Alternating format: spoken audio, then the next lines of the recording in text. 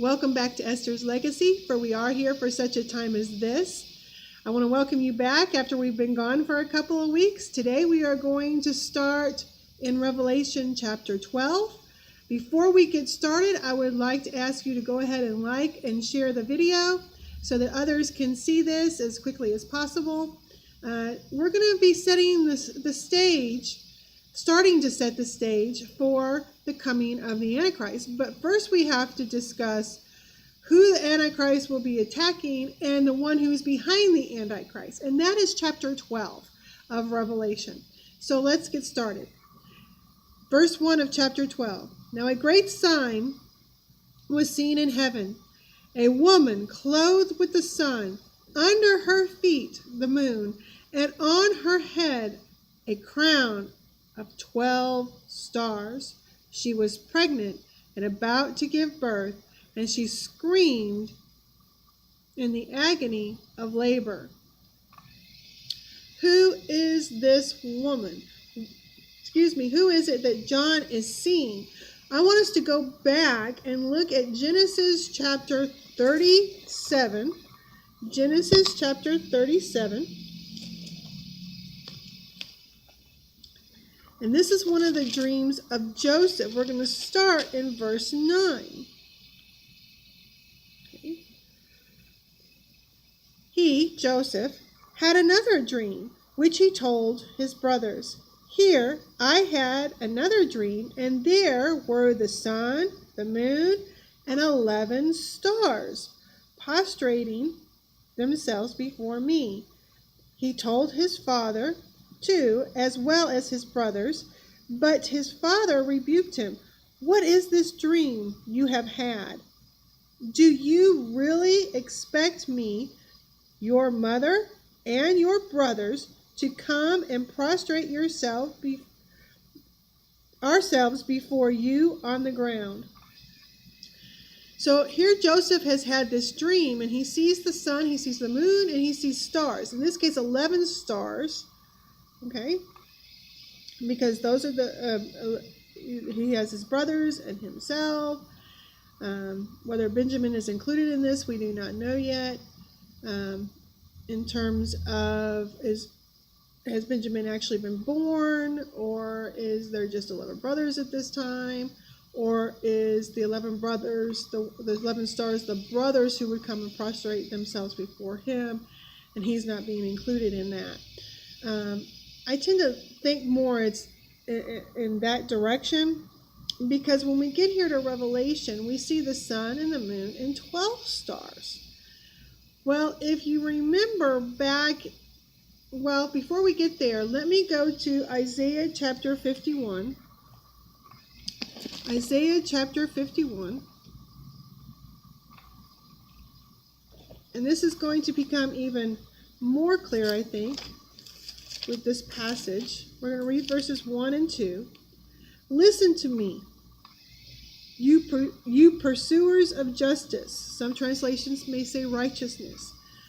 You who seek Adonai, consider the rock from which you were cut, the quarry from which you were dug. Consider Abraham, your father, and Sarah, who gave birth to you, in that I called you when he was only one person, then blessed him and made him many. Okay, so some of your translations might say, remember the rock from which you were hewn, the stone from which you were hewn, Abraham and Sarah. And of course, Jacob is likening the sun to himself. He's likening the moon to, let's say, Rachel, the mother of Joseph, who we can assume may be still alive at this point because of the terminology that Jacob is using. So you have here this understanding of the sun and the moon, the sun being the patriarchs and the moon being the matriarchs. Okay? Father, mother, sun, moon, patriarchs and matriarchs, from which Israel was hewn. Okay? And then, of course, the 12 stars would be the 12 tribes of Israel. The 12 sons, i.e. the 12 tribes. And they are the leaders of Israel. The leaders of Israel. And you have this, remember when we talked about in chapter 1, where it mentioned the stars, the 7 stars are the angels, are messengers of the 7 Messianic communities, are the leaders of those Messianic communities. So the stars, and we've talked about being likened unto the stars, those who put their faith and trust in the God of Abraham, Isaac, and Jacob. So we have here this idea of the stars being the 12 brothers, i.e. the 12 tribes. And this woman, Israel, okay, a woman clothed with the sun. The woman is Israel. She's clothed with the patriarchs. The matriarchs are at her feet. The 12 stars are in the crown on her head, the 12 tribes. This is Israel, the people that God has called out. And she is pregnant and about to give birth, and she screamed in the agony of labor. She's about to give birth to a male child. We see that when we get, let's see here. She's about to give birth to a child. We see that in verse 4, okay, of chapter 12 of Revelation. But she's about to give birth, and she's crying out in agony. She's about to give birth to the Messiah. Okay? And the Messiah may bring ultimately a time of ultimate peace on the earth, but he came in a time of agony for the Jewish people, for Israel. They were being occupied, oppressed, if you want to use modern language today, by the Romans. They were under the Roman influence of their day, occupiers of their day, the Roman kingdom that existed in their day. And it was a time of agony, and she's about to give birth to the Messiah. Okay, I want to look at that idea with Israel being pregnant, with Israel crying out in pain for the Messiah, for the Son, for the Lamb, for the Messiah. If you remember, Israel cried out when they were in Egypt. You remember that? And God heard their cries, and he sent them a deliverer, Moses. Okay? He sent them a deliverer. And so here we have Israel crying out again, and God is sending the deliverer, okay? The Messiah. So let's look at a few things. Let's look at Isaiah chapter 13. Isaiah chapter 13.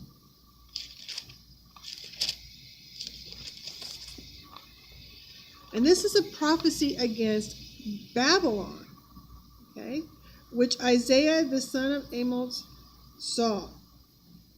Hoist a banner on a high mountain, shout to the invaders, beckon them to enter the noble's gate. I have ordered my holy ones, summoned my heroes, eager and bold to execute my anger. Listen, a tumult of the mountains, on the mountains, it sounds like a vast multitude. Listen, the uproar of the kingdoms of the nations gathering together. Adonai Zavaot is mustering an army for war. They come from a distant land, from beyond the horizon. It's Adonai, with the weapons of his rage, to lay waste to all the earth. How? For the day of Adonai is at hand, destruction coming from Shaddai. Adonai is bringing this army, okay? And it's a prophecy against Babylon. Of course, in Revelation, we have Mystery Babylon, correct? We have this kingdom of the Antichrist. Verse 7. This is why every arm will hang limp, and everyone's courage melt away. They will be gripped by panic, seized with pain and agony, writhing like a woman in labor, looking aghast at each other, faces aflame. Here comes the day of Adonai, full of cruelty, rage, and hot fury, to desolate the earth and destroy the sinners on it. For the stars, the constellations in the sky, will no longer light or give their light, and the sun will be dark when it rises. The moon will no longer shine. I will punish the world for its evil, and the wicked for their iniquity. I will end the arrogance of the proud, and the humble, the insolence of tyrants. I will make humans rarer than gold, scarcer than Ophir's pure gold. This is why I will make the heavens tremble, and the earth will shake from its place at the wrath of Adonai Zavaot on the day of his fierce anger.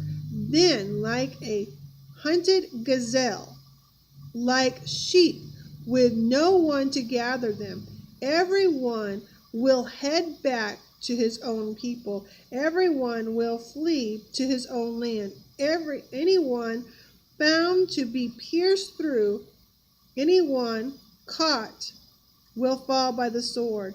Their babies dashed to pieces before their eyes. Their houses looted, their wives raped. I will stir up against them the Medes, and who cannot be tempted by silver or bought off with gold. Their bows will tear young men to pieces. They will have no pity on the fruit of the womb. Their eye will not spare children. Thus Babylon, this jewel of kingdoms, the pride and glory of the Kasdim, will be like Sodom and Gomorrah. When overthrown by God, it will never again be inhabited, never lived in through all generations. Arabs will not pitch tents there, nor shepherds bring their flocks. Wildcats will lay there, and their houses will be full of owls. Ostriches will live there, and wild goats will dance there. Jackals will howl in their palaces, and wild dogs will in their temples of delight. Its time is close at hand. Its days will not last long. Okay. So Isaiah is prophesying the destruction of Babylon before Babylon even comes to Israel and Jerusalem. Okay, he's prophesying about that. But notice how it's describing the time. It's describing the time in terms of the pain of childbirth. The pain of childbirth.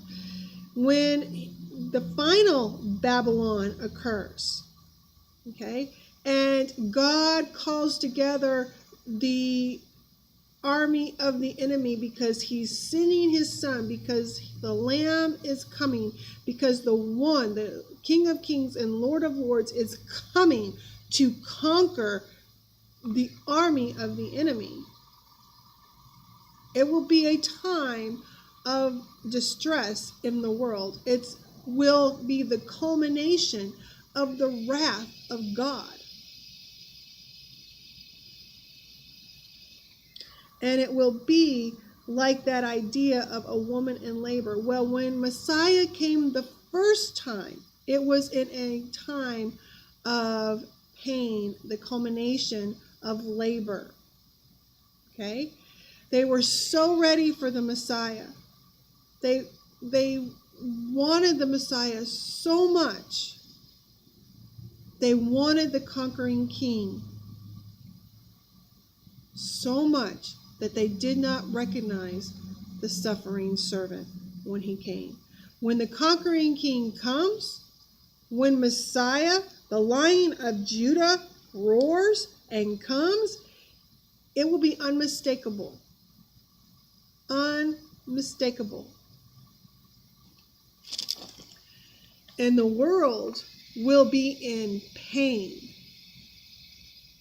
because of the wrath of God that has already come from the 7 bowls. Okay? So whether we're talking about the first time Yeshua came or the time when he returns, it will be a time of crying out in pain as a woman giving labor. Israel, the people of God, will be so ready for Messiah. Now, in this case, in verses 1 and 2 of chapter 12 of Revelation, it is talking about his first coming. His first coming. However, it's also setting up his second coming. Okay, let's look at verse 3. You might also, I'm going to mention a few chapters you might want to go back and read on your own. Chapters 26 through 27 of Isaiah and Micah chapter 4.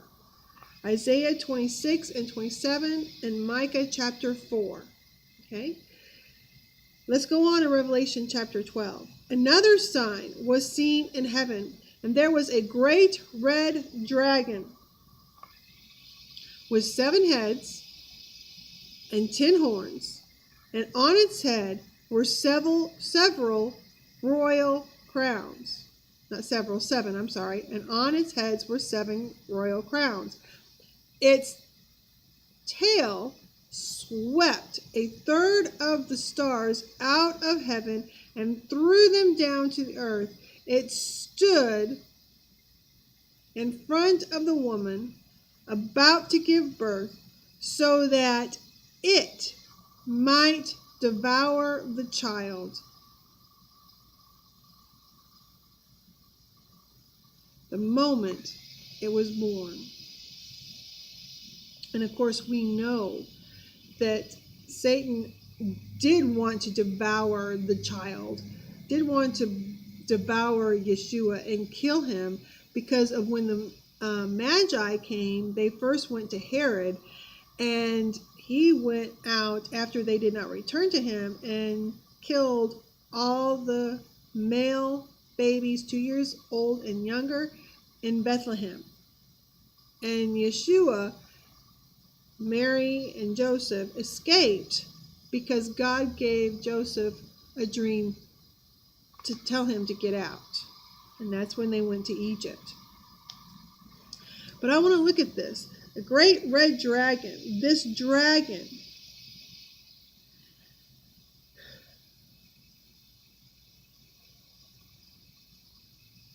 let's look at verse 9 of chapter 12 real quick, because it tells us who the dragon is. The great dragon was thrown out, that ancient serpent, also known as the devil or Satan the adversary, the deceiver of the whole world. Okay, so the red dragon is Satan, the serpent of old. Okay, he has 7 heads and 10 horns and 7 crowns. Keep that in mind, because we're going to get more specific with that in just a little bit. First of all, let's go to Daniel chapter 7. Daniel chapter 7.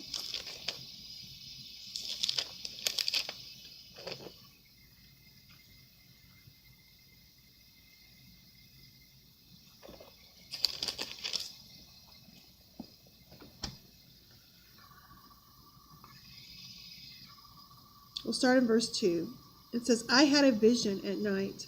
I saw there before me the 4 winds of the sky breaking out over the great sea, and 4 huge animals came up out of the sea, each different from the others. The first one was like a lion, but it had eagle's wings.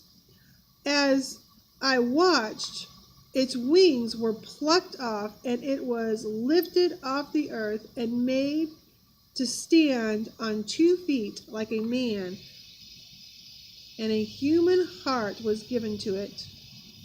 And then there was another animal, a second one, like a bear. It raised itself up on one side, and it had 3 ribs in its mouth. Between its teeth, it was told, "Get up and gorge yourself with flesh." After this I looked, and there was another one like a leopard, with 4 birds' wings on its sides. The animal also had 4 heads and was given power to rule. After this I looked in the night visions, and there before me was a 4th animal, dreadful, horrible, extremely strong, and with great iron teeth. It devoured, crushed, and stamped its feet with what was left, on what was left. It was different from the animals that had gone before it, and it had 10 horns. While I was considering the horns, another horn sprang up among them, a little one, before which 3 of the first horns were plucked up by the roots. In this horn were eyes like human eyes, and a mouth speaking arrogantly. Okay, and then he has the vision of God, of the throne room, and the thrones being put in place, and the Ancient of Days taking his seat. In verse 11, I kept watching. Then, because of the arrogant words which the horn was speaking, I watched as the animal was killed. Its body was destroyed, and it was given over to be burned up completely. As for the other animals, their rulership was taken away, but their lives were prolonged for a time and a season. And then comes in the Son of Man.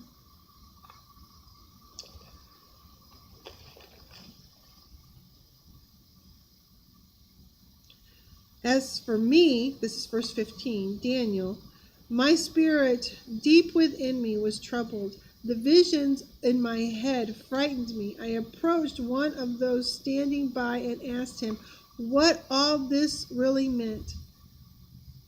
He said that he would make me understand how to interpret these things.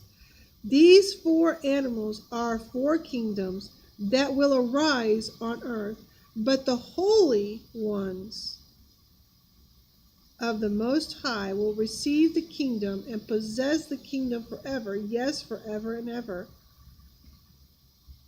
I wanted to know what the 4th beast meant, the one that was different from all the others, so very terrifying, with iron teeth and bronze nails, which devoured, crushed, and stamped its feet on what was left, and what the 10 horns on its head meant.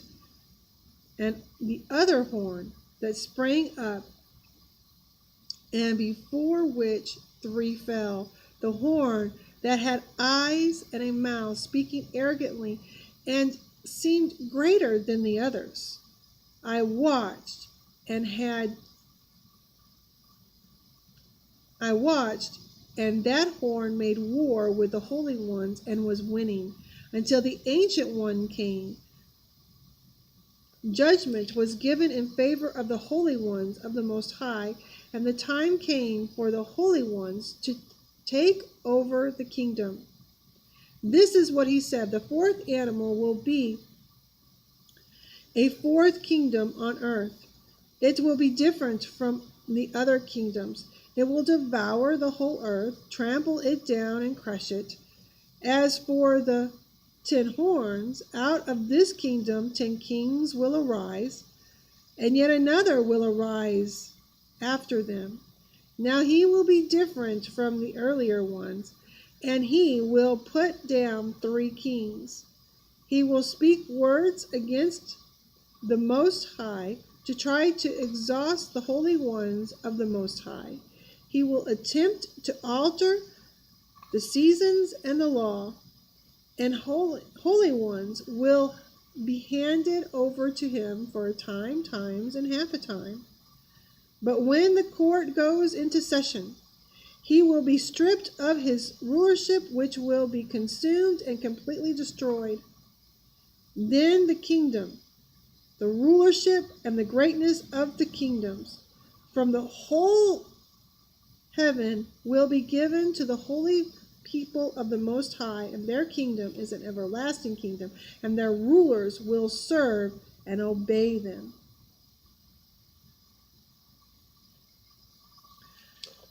So here we have this great dragon, and he has 7 heads and 10 horns and 7 royal crowns. What we just read in Daniel was obviously about the Antichrist. The dragon is the one, Satan, the devil, is the one behind the Antichrist, who gives the Antichrist his power, right?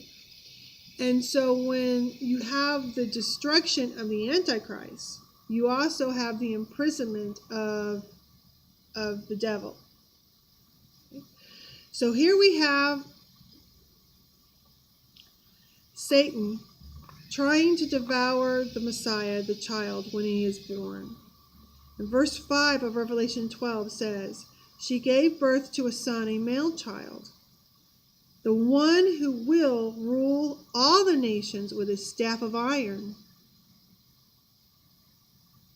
But her child was snatched up to God and his throne, and she fled into the desert, where she has a place prepared by God, so that she can be taken care of for 1,260 days. 3.5 years, 42 months. Here we have her fleeing, Israel fleeing. So we have gone from her giving birth to the child being snatched up to God. So Yeshua's ascension. And then understanding that this one that was born, was snatched up into heaven, will also come and rule with an iron scepter. Okay, a staff, a scepter of iron.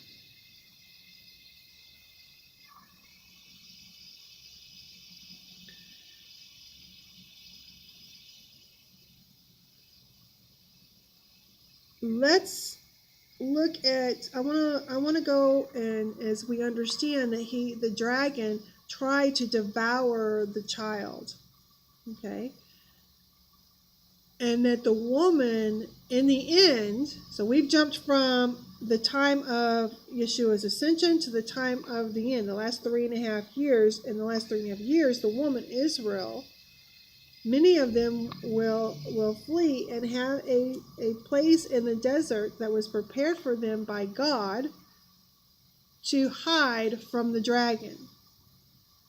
Okay. Let's continue reading for a minute. Let's read 7 through 9. Next, there was a battle in heaven. Michael and his angels fought against the dragon, and the dragon and his angels fought back. But it was not strong enough to win, so that there was no longer any place for them in heaven. And the great dragon was thrown down, that ancient serpent, also known as the devil and Satan, the adversary, the deceiver of the whole world. He was hurled down to the earth, and his angels were hurled down with him. So Michael fights Satan in heaven. We have some going back and forth in time here, because when the Antichrist comes, and the armies go against Jerusalem, as in Luke, and the abomination of desolation occurs, as in Matthew, then those who are in Jerusalem and Judea are going to flee to the mountains, some place that's been prepared for them by God, into the wilderness.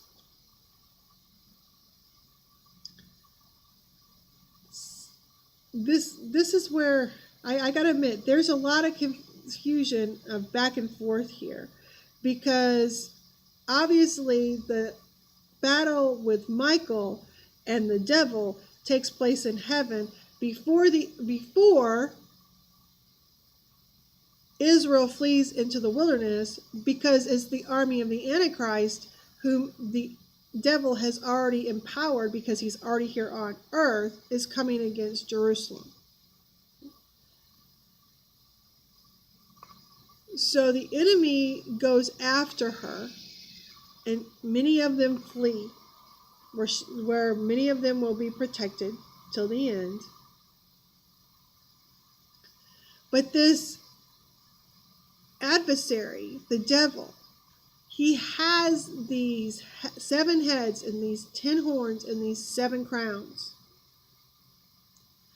I want us to take a more specific look at that. We know that he's eventually, because he can't get to the woman, he's going to come after the others who are the children of the woman, children of Israel, who believe in the God of Abraham, Isaac, and Jacob, obey the commandments, and hold to the testimony of Yeshua. Okay? He's going to come after her children, because we have been made children of Abraham. And so we understand that, and we'll see that a little bit more in detail later on in the chapter. I want to talk about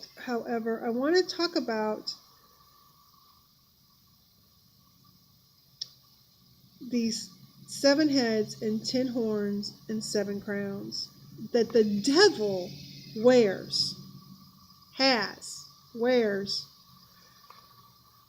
Let's look at Revelation chapter 17, and we're going to go ahead and read verses 7 through 14, because here we have the explanation for these heads and crowns and horns.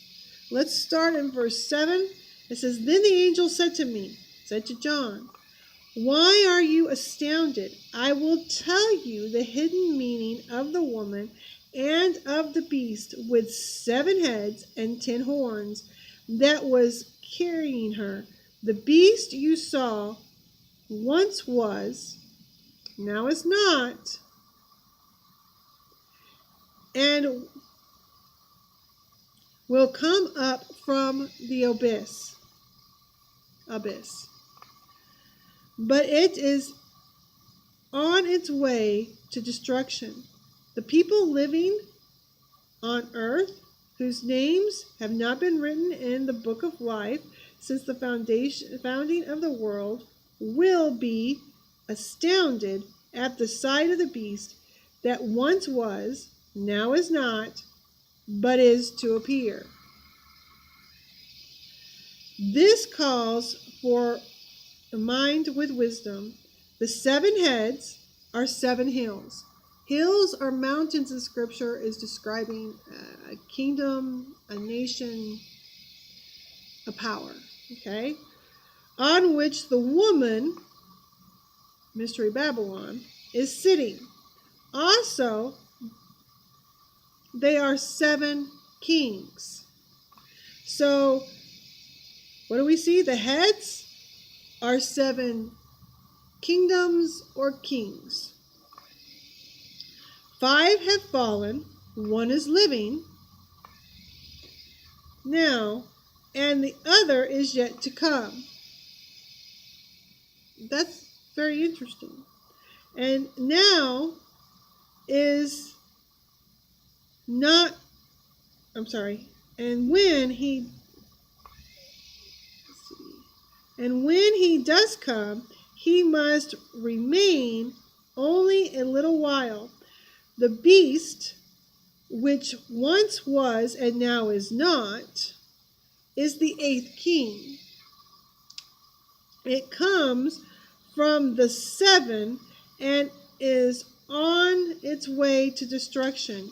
The 10 horns you saw are 10 kings and have not yet begun to rule. But they receive power as kings for 1 hour along with the beast. They have one mind, and they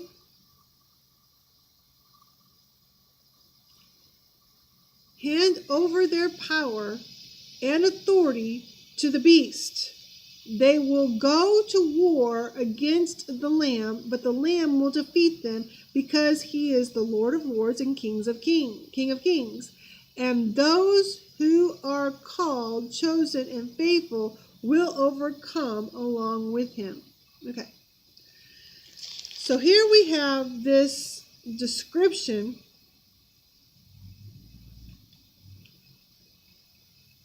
of the beast that the woman is riding. And it's the last kingdom, the Antichrist, right? But again, and we're going to see when we get further on, we're going to see that there are heads and horns and crowns associated with the Antichrist, with the beast. But we have here somewhat of a definition that the heads are, yes, kings, but they're also kingdoms. They're the hills. They're the powers that have been in the world. Notice what it says about them.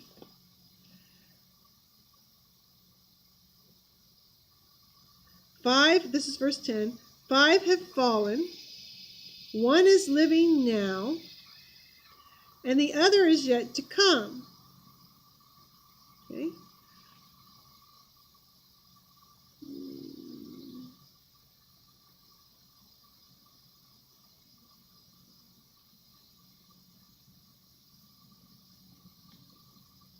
Okay.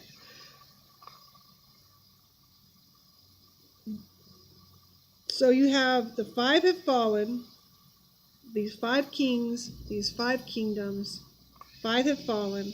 1 is living now, so that's number 6, and the other is yet to come. And when he does, he will remain a little while.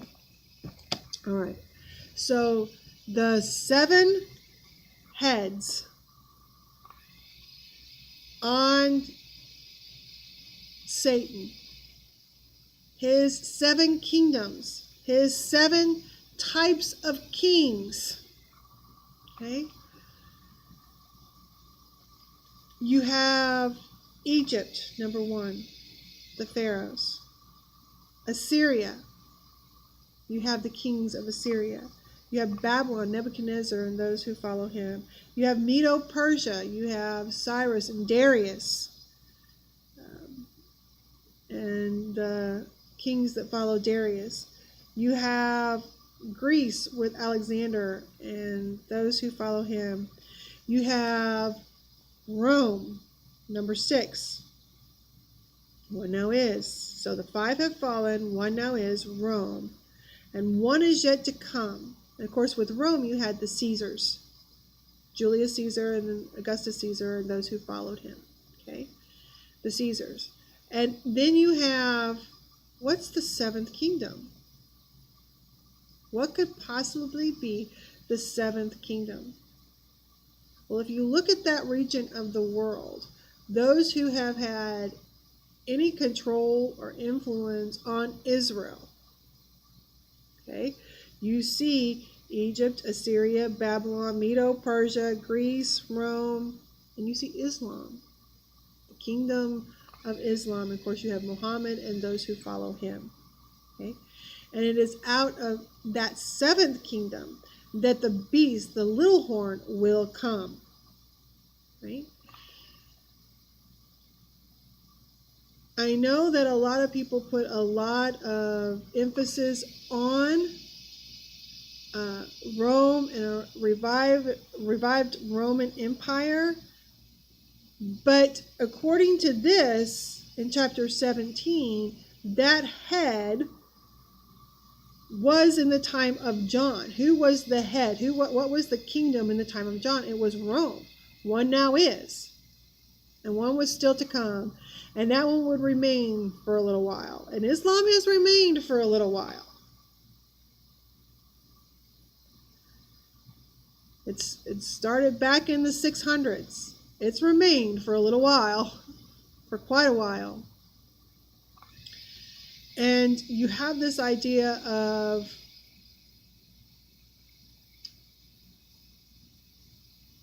once was, now is not, but will be.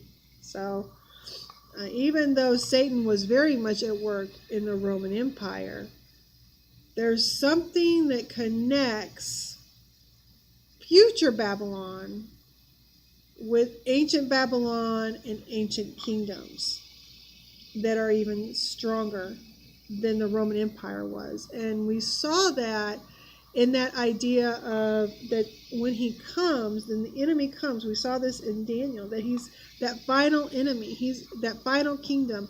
He will come and crush and then trample underfoot everything that's left. He will leave nothing. That is not a description of the Roman Empire. They came, yes, they conquered peoples, yes, they conquered Israel, but they built infrastructure. They didn't trample underfoot everything. They built massive infrastructure, and the Jews, for the most part, up until 70 AD, were able to keep their religion. So you have this idea of being trampled on, where there's nothing left. Well, Islam did just that. It crushed everything. It not only killed by the sword, it crushed what was left.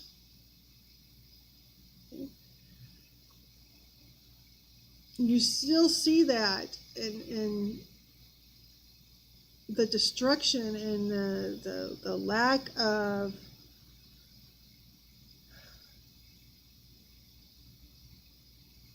I don't want to say prosperity, because there's been a lot of prosperity within Islam nations, but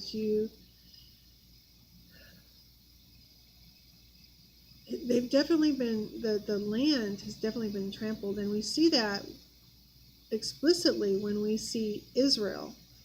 And we see how when the Jews return to Israel and they start to plant the land begins to flower and flourish, and the greenery comes back in the areas where they live. But in the areas where the Jews are not in that land, it doesn't. It's still desolate. Desolate, I guess that's the word I'm looking for. It's the best way to put it. And so you have these 7 kingdoms. And you have these 7 types of kings. But you have that idea of the one coming out of the abyss, that is Satan. We saw him, the one coming out of the abyss. He's also spoken of in chapter 9. We will talk about him again when we deal with chapter 9, which is on the trumpets.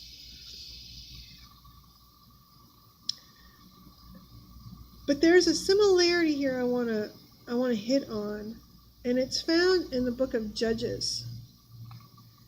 And it's when Gideon goes up against Zebah and Zalmunna in the book of Judges, in Judges chapter 8. In Judges chapter 8. Remember, there's nothing new under the sun. Nothing new. In Judges chapter 8, he goes to war against Zebah and Zalmunna, and he defeats them. Gideon does. God does through Gideon. And let's look at verse 21. The Zebah and Zalmunna said,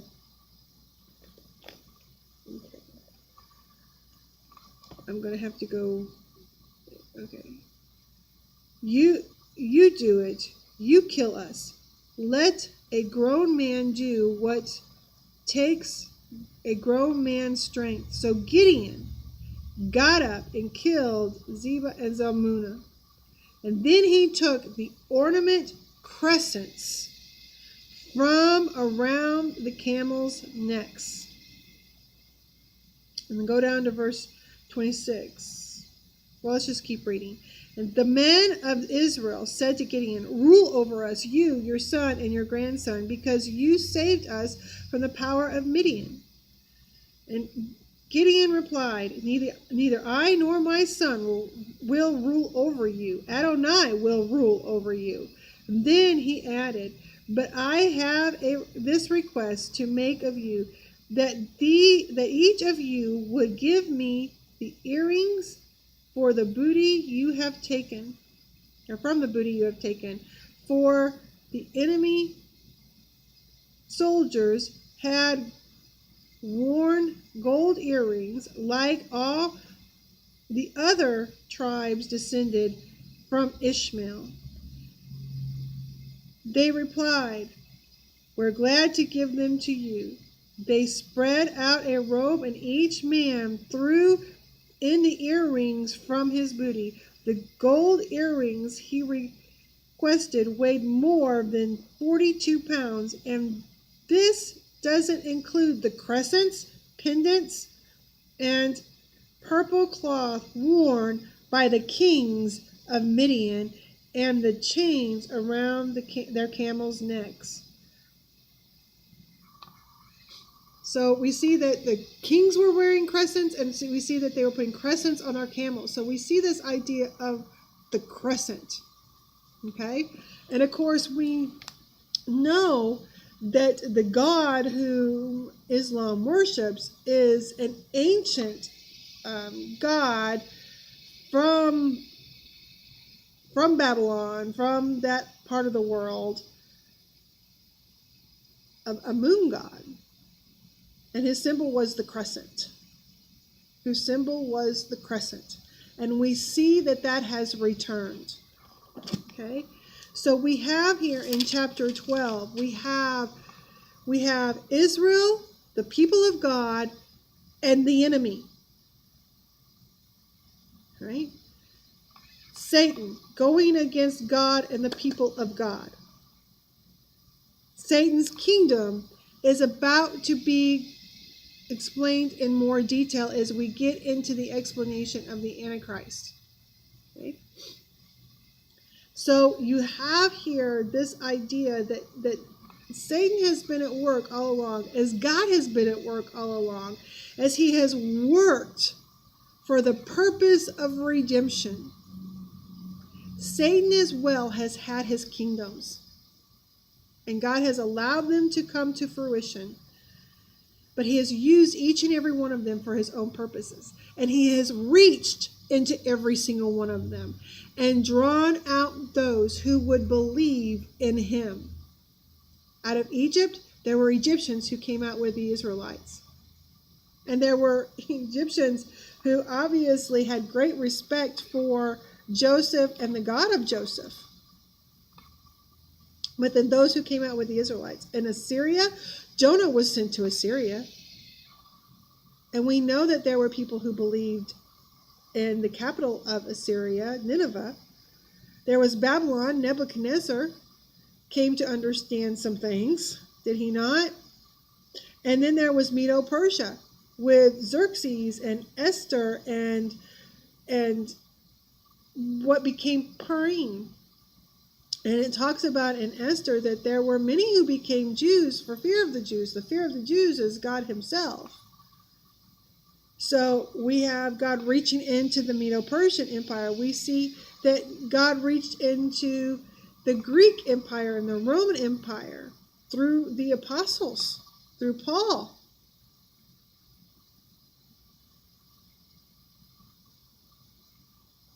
And lastly, we see God even reaching into the Islamic Empire. We hear of dreams and visions of Muslims who are having dreams and visions of Yeshua and coming to faith in Yeshua, and all of a sudden having this enormous love for Israel and the people of Israel. So God, even though Satan has his kingdom, God has reached into every one of those kingdoms and drawn out those for himself. He's drawn out some for himself. But he has used those kingdoms for his purposes. For his purposes. Because the enemy can only do what God allows him to do. But again, we have that idea that this great dragon, Satan, with these heads, with these kingdoms, with these kings, has caused great destruction on the earth. And has not the enemy come to steal, kill, and destroy?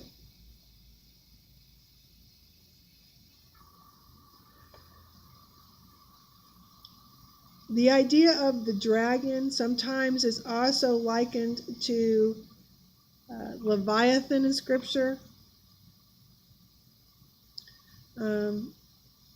Satan being Leviathan, the great monster of Egypt.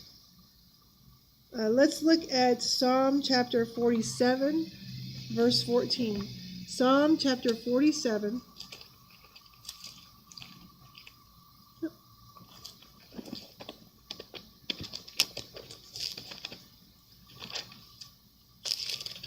Psalm 47, verse 14.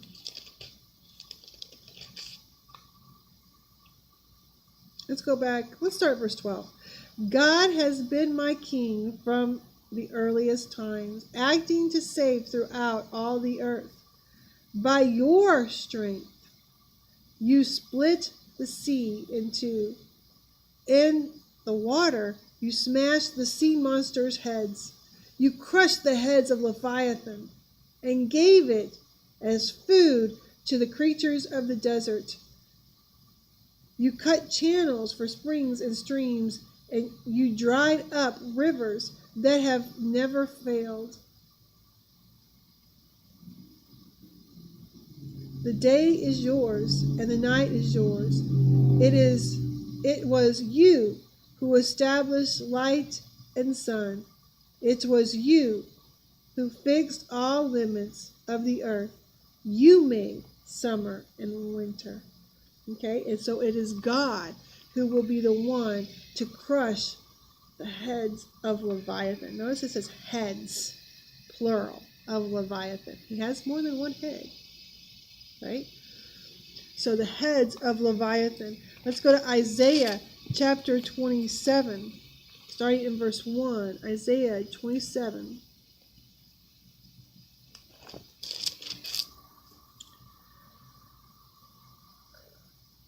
On that day, Adonai, with his great, strong, and ruthless sword, will punish Leviathan, the fleeing serpent, the twisting serpent Leviathan. He will slay the sea monster.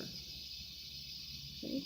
And of course, we know that the one who represents this sea monster, this Leviathan, this monster, the red dragon, we know that the one that comes out of the abyss will come out of the sea.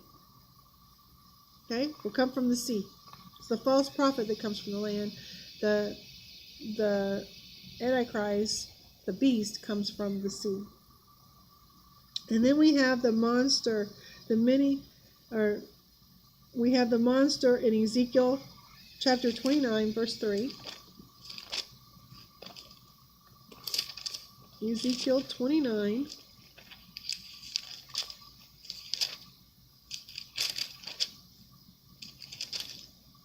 verse 3. Speak out and say that Adonai Elohim says, I am against you, Pharaoh, king of Egypt. You big crocodile lying in the streams of the Nile. You say the Nile is mine. I made it for myself. But I will put hooks in your jaws and make your Nile fish stick to your scales. Yes, I will bring you up from your Nile with all your Nile fish sticking to your scales and leave you in the desert. You and all your Nile fish, you will fall in the open field and not be gathered or buried, but I will give you as food to wild animals and birds. Does that sound familiar from Revelation chapter 19? Then all who live in Egypt will know that I am Adonai, because I have been a support and made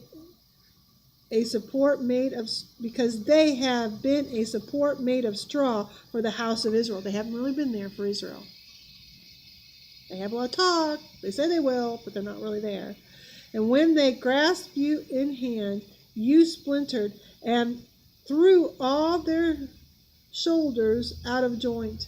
When they leaned on you, you broke and made them all wrench their backs. So you were not there for them. What you did actually caused pain for them. You left them. Okay? And so he's likened here Pharaoh, the king of Egypt, to that big crocodile, that monster. It's in some translations just talked about in terms of a monster. So whether you have Leviathan or you have the monster, Leviathan has many heads. One of his heads is Egypt. Okay?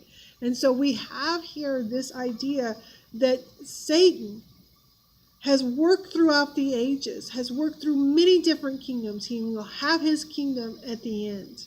He will have his kingdom at the end. Okay? And I know many of you are thinking of the statue in Daniel, and when there are the four kingdoms, and you're wondering, well, I thought the fourth kingdom down at the bottom was Rome.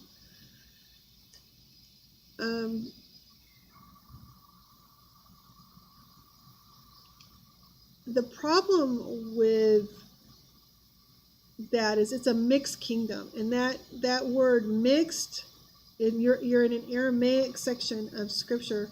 That word mixed is actually Arab. When it talks about the mixture of the iron and the clay, it's Arab. Okay?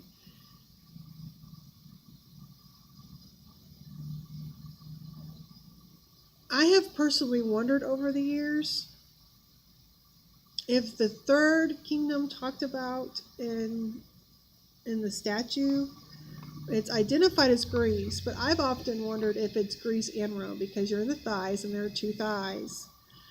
And with that comes this idea that Rome is just kind of a rehashed Greece.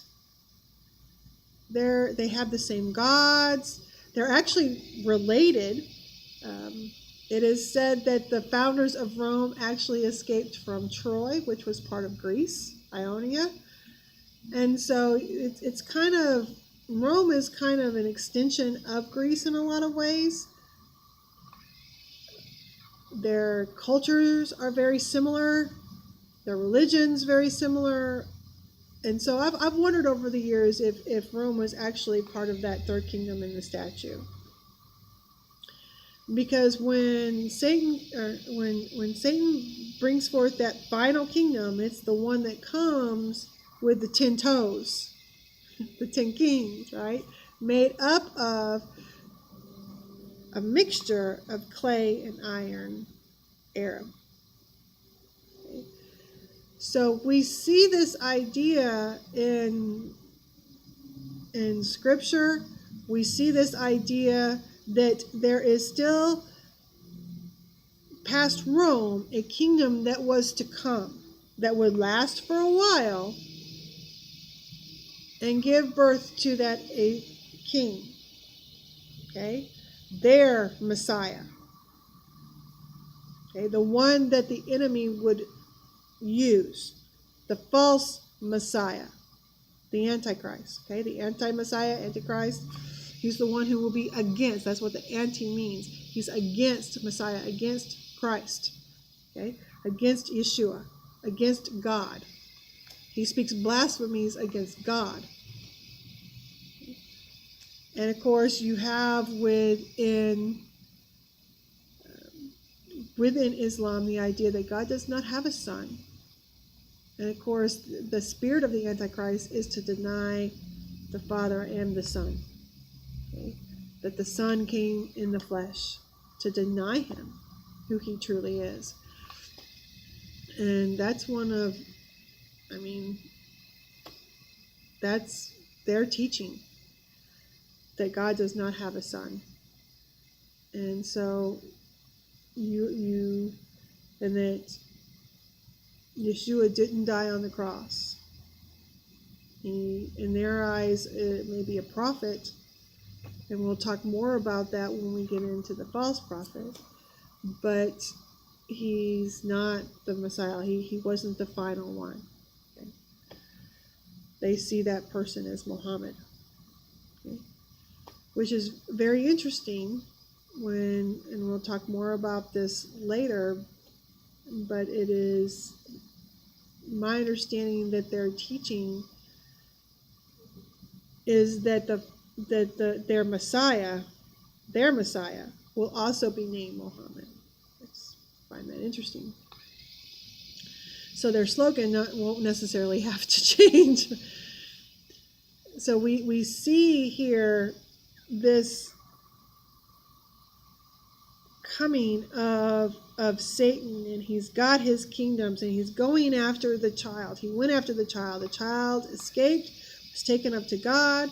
Yeshua went up to heaven with God, to be with God, and he will return. And we'll get more into chapter 12 next week as we get into what we hear from the loud voices in heaven saying, and leading up more to the Antichrist in chapter 13. So we'll get into that more next week. I hope you have gotten a lot out of this. I know it's different for a lot of you, but I've said this before, and I'm going to say it again. Even if you want to hold to a revived Roman Empire, Rome, Italy, Europe is being invaded today and is being taken over and overrun. And who are the invaders? And what is the religion behind them? So even if you want to take that tact, and you still have to grapple with that idea. And you also have to realize that there's going to be some other things we will talk about in terms of the location of Babylon. So there's different perspectives out there, I know, and I know this was very different for many of you. But I hope it's made sense. I hope that you come away with understanding who the woman is, that you understand that the sun is the patriarchs, the moon is the matriarchs, and the 12 stars are the 12 sons, the 12 tribes of Israel. She is the woman who gave birth to the Messiah. And that the enemy, the devil, Leviathan, the one with many heads, the serpent of old, tried to devour and kill the Messiah when he came first. Okay. He's had his kingdoms, he's had his kings, he has his kingdom, he has his king, and that is coming. And all of that, everything will fall into place as God allows it. So when we think about these things, we have to be sober-minded, and we have to not just take a look at what's around us. We have to look at what Scripture actually says. as a whole. Don't forget your homework this week is Isaiah 26 and 27 and Micah chapter 4. Okay, so read those, and I hope you have a blessed week. I know this has been long and somewhat confusing. You might have to listen to it a couple of times, but I hope in the end it makes sense, and we're going to continue to go toward the Antichrist and talk about his kingdom. And as we go more in that direction, I do believe it'll make more and more sense. I've just laid the groundwork for a lot of it today. So I hope you have a blessed week. If you are here in our area, I hope to see you on Shabbat, and I hope you all come back next week and that we can continue to study these things together. Until then, shalom.